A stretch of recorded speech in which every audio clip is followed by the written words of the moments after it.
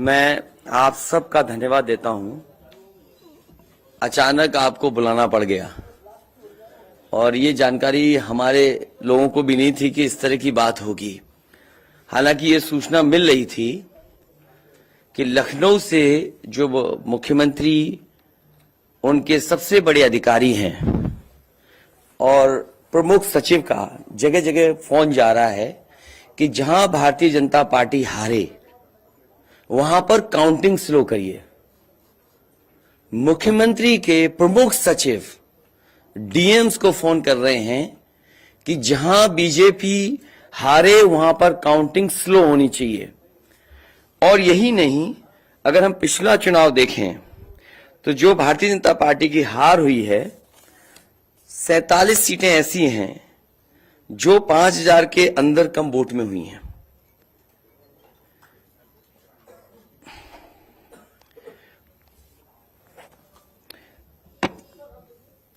सैतालीस सीटें ऐसी हैं पिछले चुनाव की जहां पर 5000 वोट के कम फासले से भारतीय जनता पार्टी जीती है। और जो आज देखने को मिला है बनारस में कि जहां ईवीएम्स ले जाई जा रही थी, एक ट्रक पकड़ा गया, 2 ट्रक लेकर के भाग गए। अगर सरकार चोरी नहीं कर रही थी, ये वोट की चोरी जो नहीं कर रही थी, तो कम से कम बताए कि एक गाड़ी रोक ली, पकड़ी गई, लाइव है, अभी भी हम लाइव देख सकते हैं। 2 गाड़ियां क्यों भागी? अगर कोई चोरी नहीं थी, प्रशासन ने, सिक्योरिटी ने इतना इंतजाम क्यों नहीं किया? इतनी फोर्स है, अभी इलेक्शन की फोर्स गई नहीं है यूपी से, तो आखिरकार अधिकारी क्यों नहीं कर रहे थे? क्या वजह है कि बिना सिक्योरिटी, बिना इतने इंतजाम के ईवीएम्स जा रही हैं? और ईवीएम्स के बारे में ये मानना है कि किसी भी वेयर हाउस में रखी हो या किसी भी स्ट्रांग रूम में रखी हो, तो बिना प्रत्याशी के जानकारी के आप मूव नहीं कर सकते हैं। अगर आपको ईवीएम्स को मूव करना है तो कम से कम जो प्रत्याशी चुनाव लड़ रहे हैं उनकी जानकारी में होना चाहिए। और सोचिए, मुख्यमंत्री आवास से प्रमुख सचिव, मुख्यमंत्री जगह जगह फोन कर रहे हो और डीएम्स को बता रहे हो। ये घबरा गए उसी दिन जिस दिन अखबारों में कुछ जगह आया कि कहीं पार्क की सफाई हो रही है, कहीं घर की सफाई हो रही है। और आप में से वो लोग हैं जो जमीन पर घूमे, जो जमीन पर चुनाव चल रहा है, वो भारतीय जनता पार्टी के खिलाफ था, जनता के अंदर नाराजगी थी। ये जो कल एग्जिट पोल आए हैं, मैं एग्जिट पोल पर बोलना नहीं चाहता था, लेकिन जो एग्जिट पोल आए हैं वो कहीं ना कहीं परसेप्शन ये क्रिएट करना चाहते हैं कि हां भारतीय जनता पार्टी जीत रही है, जिससे वो चोरी भी करें अगर, वो भी ना पता लगे कि हां चोरी हुई है। इसीलिए अगर हमने वोट दिया है तो मैं अपने नौजवानों से, किसानों से और आम लोगों को कहूंगा कि उतनी हमारी जिम्मेदारी बनती है कि वोट को हम बचाएं। अगर वोट नहीं गिना जाएगा तो लोकतंत्र कहां जाएगा? और ये लोकतंत्र की आखिरी लड़ाई है। मैंने कई बार कहा कि उत्तर प्रदेश का चुनाव लोकतंत्र की आखिरी लड़ाई है। इसके बाद तो जनता को क्रांति करनी पड़ेगी, तभी बदलाव आएगा। इसलिए मैं अपने पार्टी के लोगों से और जो सच्चे ईमानदार, सच्चे सिपाही हों, सच्चे अधिकारी हों, सच्चे पत्रकार हों, कम से कम आगे आए और लोकतंत्र को बचाने के लिए खड़ा हों।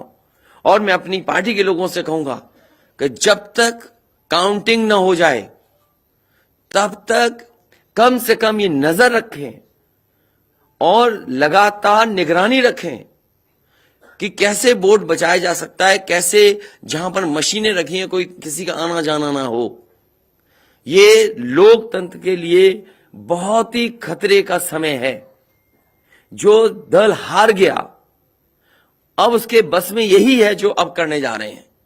ये जितने कुछ एग्जिट पोल हुए हैं वो इसीलिए हुए हैं कि अगर वो चोरी भी करें तो शायद नजर ना आए। अब ईवीएम्स पकड़ी गई हैं, बहाना कोई ना कोई अधिकारी बताएंगे कि हम ईवीएम्स इसलिए ले जा रहे थे। आखिरकार फोर्स के साथ क्यों नहीं ईवीएम्स जा रही थी? ये तो ईवीएम की एक बनारस की जो अभी भी लाइव चल रहा है वो घटना है। बरेली में एक स्ट्रांग रूम से बाहर नगर पालिका की कचड़े की गाड़ी में, जिसका नंबर UP25DT9166 में 3 बक्से सील पकड़े गए। जो सील बक्से थे, एक बक्से में सादा बैलेट पेपर था तथा 2 बक्से में मोहरें, रजिस्टर तथा सील करने वाला सामान था। करीबन 500 बैलेट पेपर पकड़े गए।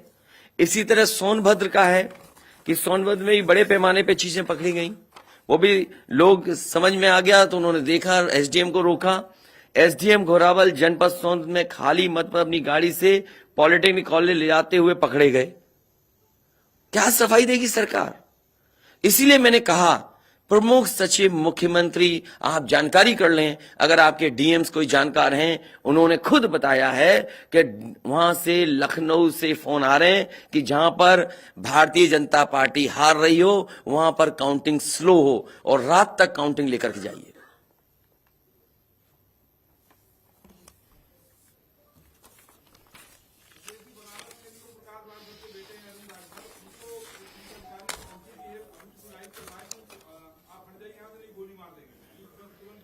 तो मैंने आपसे कहा कि ये लोकतंत्र का आखिरी चुनाव है। इसके बाद तो जिस तरीके से आजादी के लिए लड़ाई लड़ी गई थी, उसी तरह की हमें और आपको क्रांति करनी पड़ेगी। मैं तो अपने नौजवानों से अपील करूंगा कि जहां किसान इतने साल बैठे रहे, तब सरकार झुकी।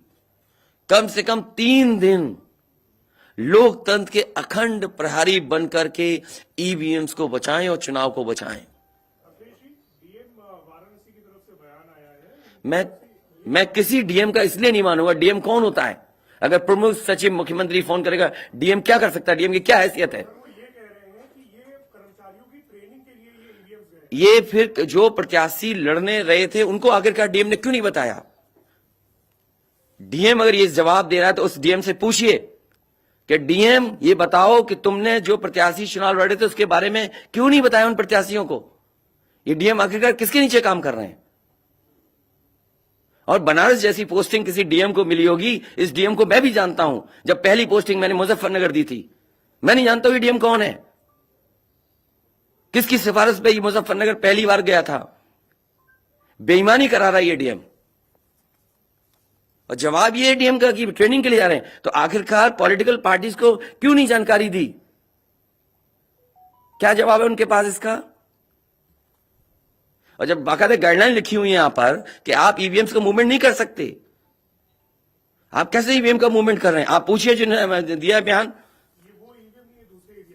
अरे भाई, मैं तो कह रहा हूं किसी, आपने जो पॉलिटिकल चुनाव लड़ रहे हैं उनके बारे में क्यों नहीं बोल रहे हैं आप? और आप भी डीएम की बात को मानते हो?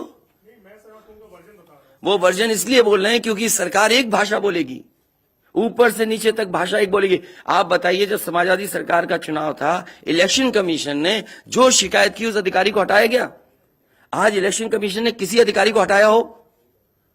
एक अधिकारी अगर इलेक्शन कमीशन हटाया हो तो बता दो।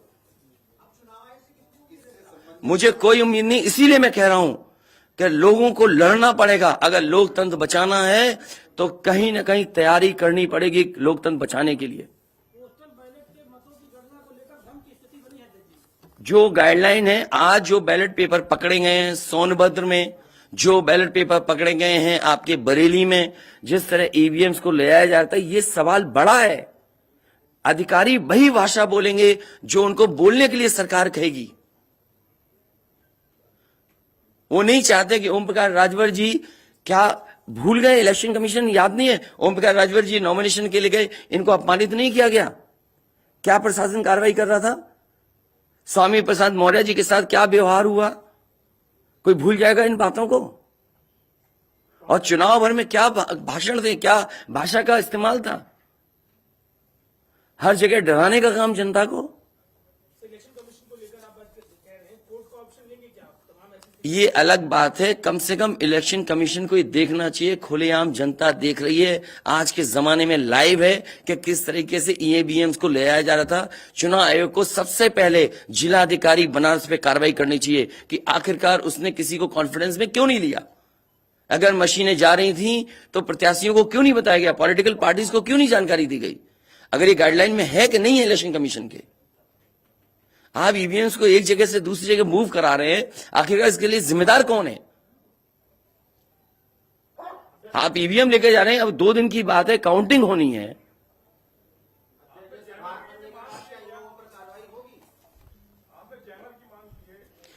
जैमर इसलिए कि कई लोग आशंका इस बात की व्यक्त कर रहे हैं कि हो सकता है कि टेक्नोलॉजी ऐसी हो जहां पर मैनिपुलेशन किया जा सके, इसलिए कहीं ना कहीं देखा जाना चाहिए इस बिंदु को भी। भारतीय जनता पार्टी के नेता लगातार कह रहे हैं कि ओम प्रकाश राजभर हो, स्वामी प्रसाद मौर्य हो, संजय चौहान हो, या यूं कहें कि आपके साथ जो लोग आपके चुनाव में आपके साथ आए, आपके साथ चुनाव लड़े, उनको चुनाव नहीं जीतने देंगे, उनको चुनाव किसी भी कीमत पर हम हराएंगे। तो यही तो तरीका है, जो लड़ रहे हैं उनके बेटे ही तो लड़ रहे हैं चुनाव, जहां की वीवीएम्स पकड़ी गई हैं। और भविष्यवाणी एग्जिट पोल में कैसे आ सकती है? पॉलिटिकल लीडर्स जो बातें कहें, सत्ता के लोग बैठे हुए, वो एग्जिट पोल में कैसे दिखाई दे रहा है? प्रशासन और सरकार की जो चोरी है, इसमें एग्जिट पोल के टेलीविजन चैनल शामिल है। आपको ये देखना चाहिए, जो एग्जिट पोल कर रहे हैं क्या मुनाफे के लिए कर रहे थे? जो कंपनियां बड़ी बड़ी, सर्वे का पैसा कौन दे रहा है उनको? और जो डेटा दिया है चैनलों को, फ्री दिया गया है कि उपहार में दिया गया है, वो अलग बिंदु है। कोई इतनी बड़ी एक्सरसाइज कर रहा है, उसका फाइनेंशियल बर्डन कौन उठा रहा है?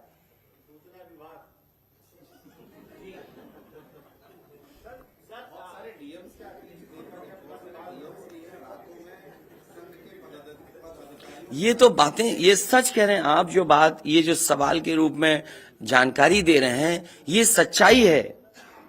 जो आप सवाल के रूप में दे रहे हैं, ये सच्चाई है। आप बताइए, इनके साथ गलत व्यवहार हुआ, क्या कार्रवाई की प्रशासन ने? वीडियोज हैं सबके। जब ये नॉमिनेशन के लिए गए आप, क्या वीडियो अवेलेबल नहीं है? क्या कार्रवाई हुई उसमें? स्वामी प्रसाद मौर्य जी के ऊपर जो अटैक हुआ, उसमें क्या कार्रवाई हुई? मेरे क्षेत्र में जो प्रत्याशी चुनाव लड़ने आया, तो उसने अपने आप अपनी गाड़ी तोड़ी, अपने आप गाड़ी तोड़ी खुद की, और आरोप लगाए समाजवादियों पर।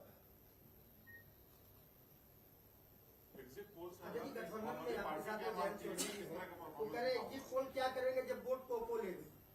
आगे वो कह रहे हैं शांतिपूर्ण मतगणना के लिए उन्होंने अपील की है। नहीं, शांतिपूर्ण मतगणना के लिए तो हम भी अपील कर रहे हैं, लेकिन सावधान रहें। अगर वोट दिया है तो वोट को बचाए भी तो सही। अगर ईवीएम्स खुली सड़क पे इस तरह जाएंगी, आप क्या उम्मीद करोगे? आपके बैलेट पेपर पकड़े जा रहे हैं। आपके लखनऊ में ही एक गाड़ी पकड़ी गई थी, उसके अंदर क्या क्या था? वो कहते वो तो हर गाड़ी में टूल बॉक्स होता है।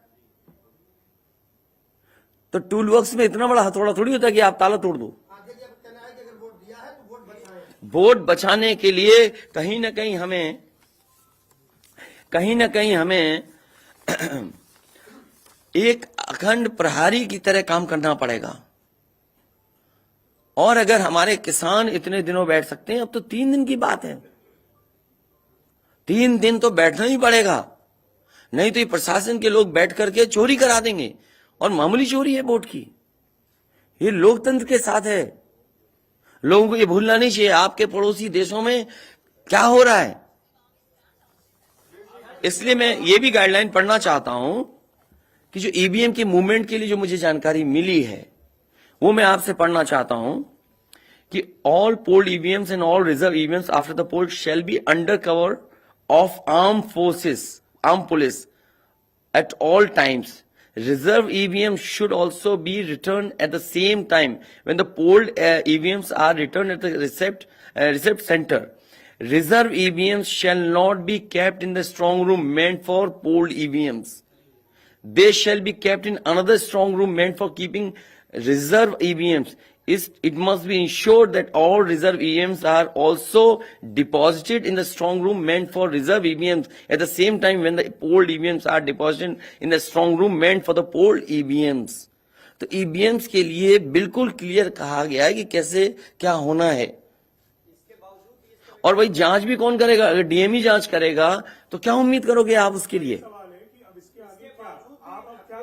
इसके आगे जो पॉलिटिकल पार्टी हम तय करेंगे क्या करना है। अगर हमें कोर्ट का भी सहारा लेना पड़ेगा, लेकिन उससे पहले हम अपने पार्टी के कार्यकर्ता, नेताओं और जो हमारे सच्चे पत्रकार, सच्चे पुलिस फोर्स में लोग हैं या वो लोग हैं, उनसे भी मेरी अपील होगी कि कम से कम लोकतंत्र को बचाने के लिए आगे आए। कोर्ट से पहले मैं आप लोगों के माध्यम से अपील करना चाहता हूं, ऐसे तमाम लोग जो लोकतंत्र को बचाना चाहते हैं वो कम से कम आगे आए।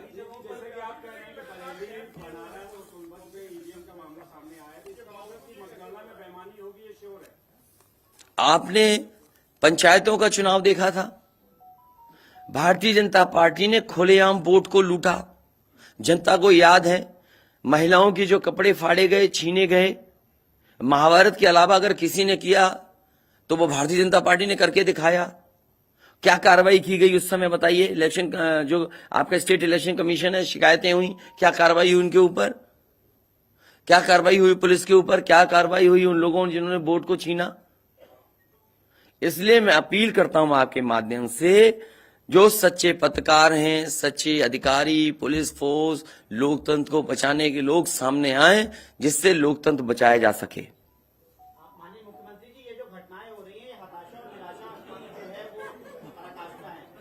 आप क्या ऐसा कुछ होगा क्या समाजवादी मैं नौजवानों से विशेष अपील करूंगा, और इसलिए अपील करूंगा, मैंने वो तस्वीरें देखी कि नौजवान वोट डालने के लिए लोकतंत्र में कैसे निकल पड़ा। अगर उसने वोट डाला है तो कम से कम वो वोट बचाए। अपना कैसे वोट बचाएगा? गिनने से कैसे गिनती में लाएगा? और ये कोई ये मामूली घटना नहीं है। जो लोग लोकतंत्र पर भरोसा करते हैं उनके अंदर आक्रोश होगा, ऐसा नहीं कि गुस्सा नहीं होगा उनके अंदर।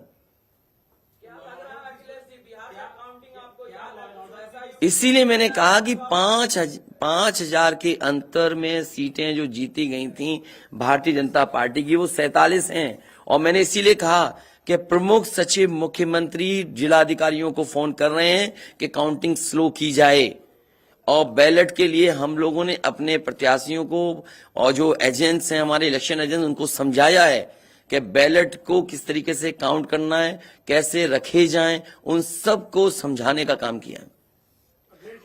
और आप में से जो लोग बनारस गए होंगे वो जानते होंगे कि बनारस साउथ समाजवादी पार्टी जीत रही है, अयोध्या समाजवादी पार्टी जीत रही है।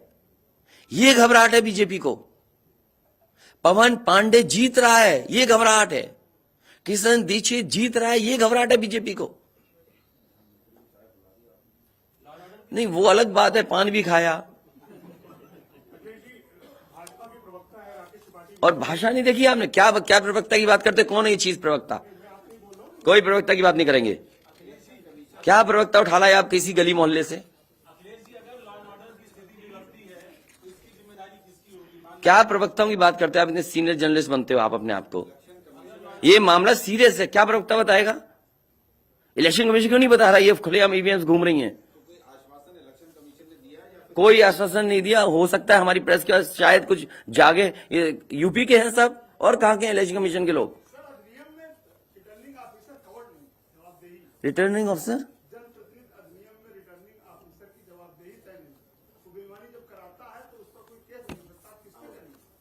अब ये तो हमें भी जानना पड़ेगा कि क्या करें। इसीलिए मैंने कहा कि हम तैयारी से रहिए। ऐसे तो किसी पे कार्रवाई नहीं कर सकते। हाँ, जिम्मेदारी तो अच्छा इलेक्शन कमीशन की जिम्मेदारी है कि निष्पक्ष चुनाव। इतना बड़ा कमीशन हम क्यों कह रहे हैं कि इलेक्शन कमीशन की जिम्मेदारी है? क्यों उसको इंडिपेंडेंट बनाई गई ये बॉडी? ये सब जो आपके माध्यम से हो रहा है वो सब लाइव है। जो ये चीजें हो रही हैं सब लाइव है, सब शिकायतें की जाएंगी, सब देंगे। अभी तो अभी कहो तो अभी लाइव दिखा दें। जब आपको बुलाया है, मैंने तकलीफ दी आपको, इसके बाद हम लोग अपना लिखेंगे।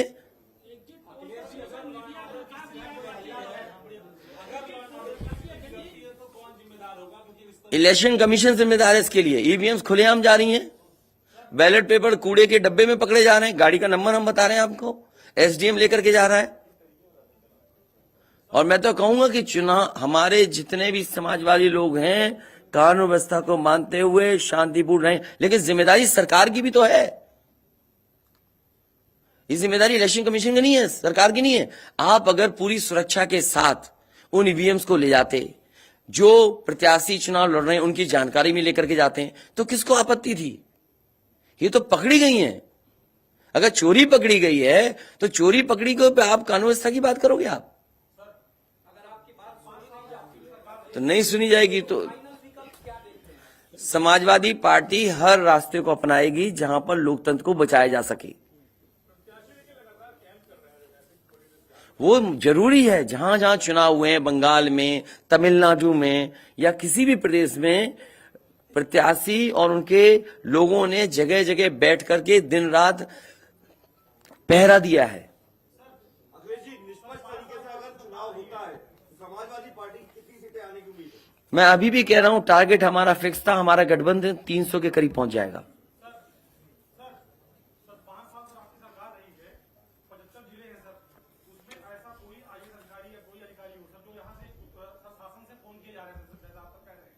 मुझे तो अधिकारी नहीं बताया ना। नहीं, मैंने नाम लिया प्रमुख सचिव मुख्यमंत्री का, जिससे मुझे जानकारी मिली। उसका नाम कोई नहीं बता सकता। हाँ, मुझे इलेक्शन कमीशन अगर कहेगा तो मैं नाम बताऊंगा। अरे हम सरकार चलाएंगे, हमें हमारे इतने भी अधिकारी नहीं होंगे। क्यों नाम बताएं चाहने वालों का? अरे तुम में चाहने वाले बैठे, किसी का नाम ले लूंगा मैं। तुम्हारे ही लोग अलग से मुझे मैसेज करते हैं, नाम ले दूं। अब तुम नहीं, वो हमारे दुश्मन हो तो हम क्या करें तुम्हारा? अरे बहुत सारे हैं जो हमें पर्सनल मैसेज भेजते हैं, तो क्यों नाम उनके ले दूं मैं? क्या चीज? अरे नए हो पत्रकार यार, बहुत सीनियर नहीं हो तुम। अपना परिचय दे दो, सब जान जाए आपको। जाने कौन सा एनबी है।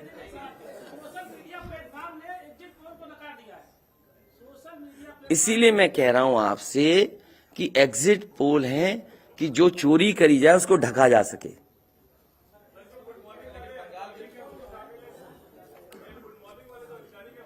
नहीं, अगर ओम प्रकाश राजभर जी से पूछना चाहो तो उनसे ही पूछ लो, केवल ईवीएम पर, क्योंकि इनकी विधानसभा का मामला है, इनकी विधानसभा का इशू है। देखिए, जैसा कि अभी हमारे एक साथी ने कहा कि माननीय अखिलेश यादव जी के साथ जो लोग हैं, चाहे संजय चौहान जी हो, चाहे ओम प्रकाश राजभर हो, चाहे स्वामी प्रसाद मौर्य हो, हम उनको जीतने नहीं देंगे। आप ही की तरफ से आया ना बात? आप ही नहीं, ये पूरे प्रदेश में गूंज रही है बात।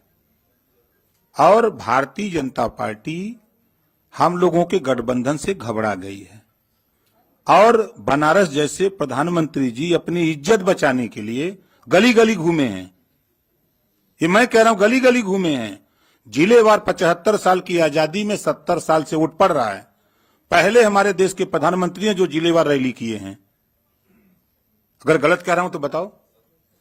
पहले प्रधानमंत्री हैं। और पहली बार मैं देख रहा हूं इतनी बड़ी दुश्मनी। मैं उसी दिन कहा था जिस दिन नामांकन के समय जिलाधिकारी और वहां के कमिश्नर की मिली भगत से जब 3 लोगों की एंट्री है नॉमिनेशन कक्ष में, तो सैकड़ों गुंडे वहां कैसे पहुंच गए? पहले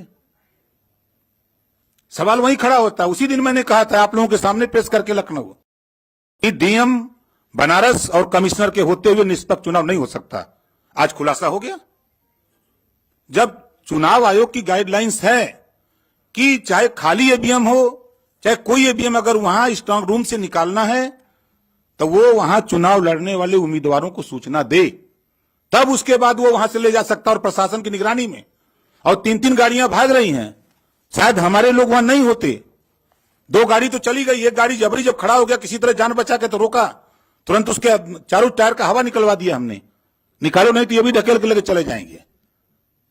वही देखिए, दिख रहा है ना इतनी ईवीएम मशीनें कैसे वहां आई। सवाल तो इस बात का है। तो देखिए, वहां के जिलाधिकारी और कमिश्नर जो वहां हैं, इन पे हमारा खुद भरोसा नहीं है। और जाको राखी साइयां मार सके न कोई, बाल न बांका कर सके बैरी जग सारा हो। 10 मार्च को 10 बजे देख लीजिएगा। पहले राउंड की जब बैलेट पेपर की गिनती होगी पहले चक्र की, तो समाजवादी पार्टी गठबंधन का रुझान जो आएगा वो 400 सीटों का आएगा। 400 से भी ज्यादा आ सकता है। आपके सामने 10 को देखिएगा, रुझान जो बैलेट पेपर का आएगा वो 400 से भी ज्यादा आएगा। लेकिन भारतीय जनता पार्टी घबराहट है। वो लगे हैं कि ईवीएम से हेरफेर कर देंगे। तो हम लोग भी वहां लगे हैं ईवीएम ठीक करने में। हम लोग भी घेर ही लिए हैं, नहीं थे तो लेके भागी गए थे। तो इनसे हम लोग डरने वाले नहीं है। हमारे गठबंधन के सभी नेता कार्यकर्ता, हमारे सभी साथी लगे हैं, पूरी किलेबंदी है। जो भारतीय जनता पार्टी की सोच है, ये एक कदम चलते हैं तो हम 10 कदम आगे निकल के चलते हैं। हम इनको 3 साल पहले ही बता दिया कि सत्ता से बेदखल करूंगा। आप लोग भी नहीं मान रहे थे कि मान रहे थे? नहीं मान रहे थे। और आज प्रश्न खड़ा हो गया ना। मैंने कहा 27 अक्टूबर 2021 को कि माननीय अखिलेश यादव जी को मुख्यमंत्री बना के दिखाऊंगा, और 10 मार्च को देखिएगा जब टीवी पे चलेगा आप लोगों की स्क्रीन पर, तब समझ में आ जाएगा सबको। यही हताशा और निराशा है कि ईवीएम जो है ये इधर उधर कर रहे हैं, लेकिन कुछ कर नहीं पाएंगे। हम लोग भी अलर्ट हैं।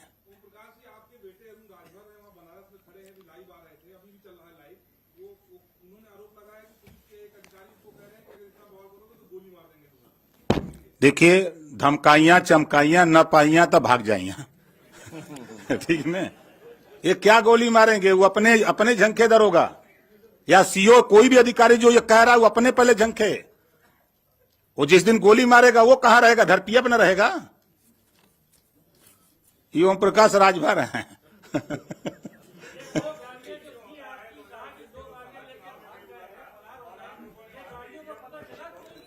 भैया मेरे, हम लोग तो एक घेर के रखे, दो तो वो भी किसी तरह वो हमारा आदमी आगे खड़ा वो मार देता, धक्का मर जाता, लेकिन वो भी ढीठ था। अब जाति का ठाकुर था, यो बात है। हेमंत सिंह नाम है। अब वो लौट गया, वही कहे चढ़ा दो गाड़ी। और जो गाड़ी रुकी तब तक उसके साथ 4 लोग थे, तो पहले साइकिल से गाड़ी का हुआ निकाले कि कहीं ठेल के आगे न बढ़ा दें, तब जाकर के ईवीएम का खुलासा हुआ है। साफ पूरी होगी, आप देखिएगा ना। आप लोग चिंता मत करिए, चिंतन करिए। अरे यार तुमने देखिए आप जब कह दिया, इससे ज्यादा कह सकते हैं? तुम भी ऐसी बातें कर रहे हो भाई। जब कह दिया ये बातें, हाँ?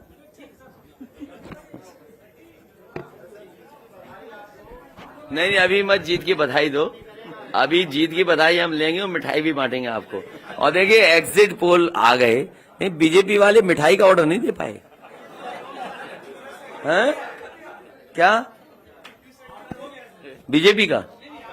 नहीं, हम तो खिला ही रहे, कल से ही खिला रहे हम तो।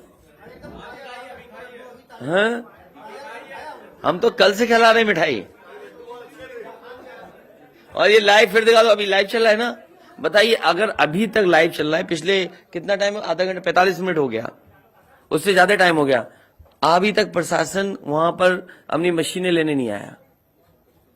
आप सोचिए आप। तो इसका मतलब यह है कि वो डरे हुए हैं कि चोरी कर रहे थे, पकड़ी गई।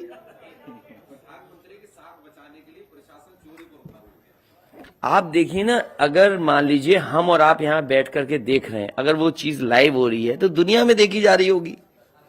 उनको परवाह ही नहीं है कि मशीन कौन ले जा रहा है, ले जाने दो।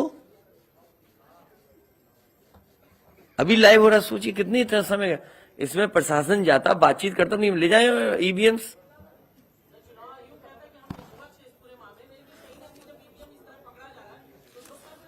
इसीलिए तो मैं कहता हूं, सच्चे पत्रकार भी हमारी मदद करें, सच्चे अधिकारी मदद करें, सच्चे जो लोग हैं, जो अगर आज नहीं तो कल अफसोस होगा।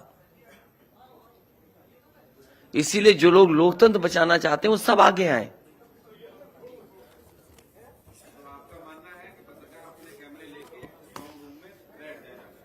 न पत्रकार बैठे, लेकिन कम से कम आवाज तो उठे।